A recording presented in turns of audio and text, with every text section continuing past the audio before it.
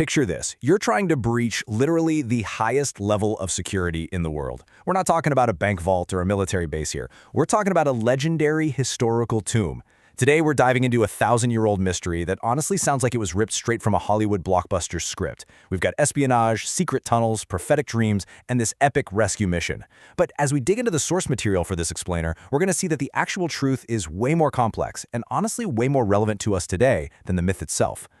Just to put things into perspective, let's look at modern presidential security versus something truly permanent. Think about the Secret Service for American or Chinese leaders. Sure, they're heavily guarded today, but tomorrow, they're out of office. On the flip side, we have the Rawza-e-Rasul in Medina, the resting place of the Prophet Muhammad, arguably the most influential figure in human history. This place is an absolute fortress. The airspace above it completely restricted to everything except birds. There are 200 gates guarded day and night by thousands of soldiers. And the security goes deep, literally underground. The Saudi army has these seismic radars installed. If the ground shifts even a fraction of an inch, it triggers an immediate nationwide alert. It's wild. But, as our sources reveal, it wasn't always this locked down. So, let's rewind a bit. Section 1, 1,000 years ago, during the Abbasid era. Going back a full millennium, the Abbasid Caliphate was incredibly vulnerable. What was once a massive, unified empire had fractured into all these small, warring factions. Internal conflicts were everywhere, and major territories like Palestine had already been lost. And you know how geopolitics works, right? Weakness always attracts opportunists. Seeing this massive blind spot, two Christian men from a tiny village in Spain hatched a plot so audacious, so terrifying, that no enemy had ever even dreamt of it. They didn't want to conquer a city or loot gold. No, their mission was to sneak into Medina, breach the tomb, and physically steal the prophet's body to take back with them. And their infiltration plan was flawless. I mean, they couldn't exactly just waltz in, right? So they completely reinvented themselves. They grew out these long beards, put on traditional clothes, and showed up in Medina looking like the most pious Muslims you could imagine. And they played the part so well that they managed to rent a house right next door to the Prophet's tomb. The whole operation ran on a super strict schedule. Every night, under the cover of darkness, they'd dig a tunnel from inside their house, heading straight for the tomb. Then, during the day, they'd pack the loose dirt into bags and just casually scatter it across a nearby graveyard so no one would notice. It was working perfectly, and the irony here is just astounding. The local folks in Medina were completely clueless. In fact, because these guys were awake all night, the locals were actually praising them. They just assumed these men were devout worshippers staying up for extra prayers. Meanwhile, right beneath their feet, the secret tunnel was inching closer and closer to the target. Even the spies themselves started to think their dark mission was absolutely unstoppable. Which brings us to Section 2, the Sultan's Mysterious Dream. Now the story suddenly jumps way across the map to Damascus, the capital of the Islamic Empire at the time. Enter Sultan Nuruddin Zangi. Out of nowhere, the Sultan starts having this highly disturbing, recurring dream that totally flips the script. According to the legend, the Prophet Muhammad himself appears to the Sultan.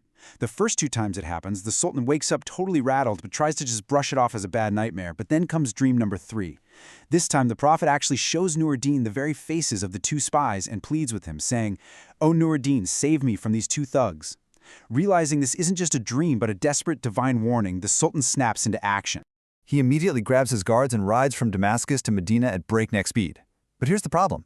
How on earth do you find 2 specific faces in a bustling, crowded city? Well, he sets up a genius trap. He mandates a massive citywide feast and hands out gifts to everyone. He stands there, staring intently at the face of every single man who walks through the door to eat. But the 2 guys from his dream, nowhere in sight. So he asks the locals, "Is anyone missing?" And they tell him, "Oh, just these 2 incredibly pious men who stayed home to pray." Nuruddin marches straight to their house. He spots them, instantly recognizes their faces, tears the place apart, pulls back a carpet, and boom, he finds a hidden tunnel leading right to the tomb. They were literally inches away from their goal, but the Sultan caught them right in the nick of time. He drags these imposters out into the packed Medina market and has them publicly executed by hanging, sending a clear message that nobody should ever try a stunt like this again.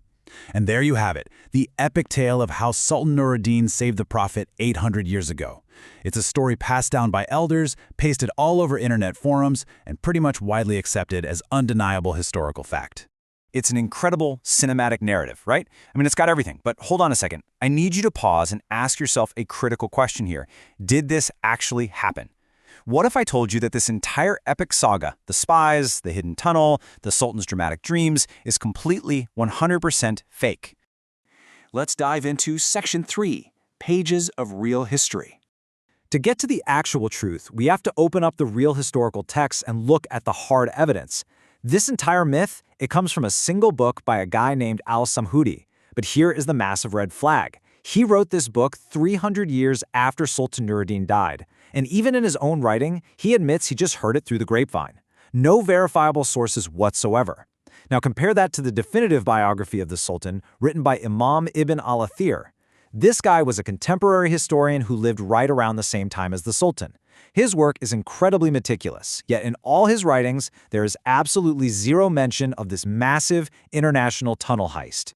Just to give you an idea of how glaring that omission is, Ibn al-Athir's historical record spans 10 massive volumes. He wrote down the most mundane details of the Sultan's life. We're talking about how the guy sat, what he wore, and literally exactly how many pigeons the Sultan owned. Think about that for a second. Are we really supposed to believe that a historian who meticulously counted the Sultan's pigeons somehow just completely forgot to mention the time he busted international spies to save the Prophet's body? It's completely absurd. Plus, on top of the historical gaps, there's a huge theological flaw in this fabricated story. The source material, the Quran itself, explicitly states that the Prophet is inherently protected by God. I mean, look at his actual life. He fought in numerous intense battles, but his enemies could never inflict severe harm on him precisely because of this divine protection.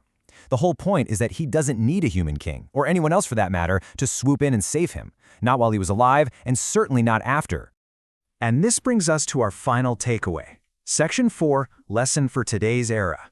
So, why are we spending time in this explainer debunking a 1,000-year-old fake story? Because the exact mechanics of how this myth went viral centuries ago are identical to what we're dealing with right now.